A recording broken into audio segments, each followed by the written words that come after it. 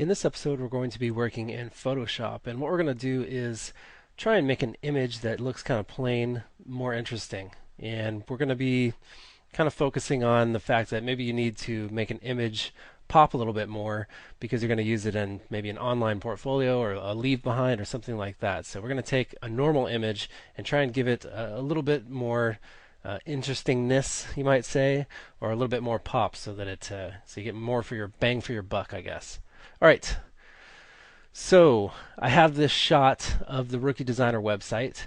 I want to put this in my portfolio, maybe, or actually make an online portfolio and just have this, shown on here as an example of, some web design that I've done.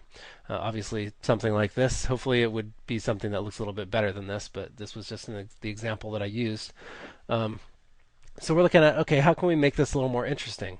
You might see, some websites out there, some portfolios where people do just put a flat picture of what they've worked on before, and that's fine. But we're trying to create a little more interest and make it a little more eye popping. So there's a couple of different things that we can do. I want to do a couple different techniques.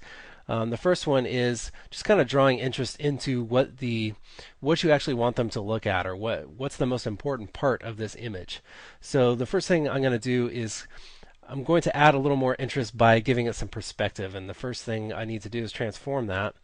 We don't want to just straight up and down like you would see it exactly on the web. So the first thing I'm going to do is just kind of tilt it a little bit.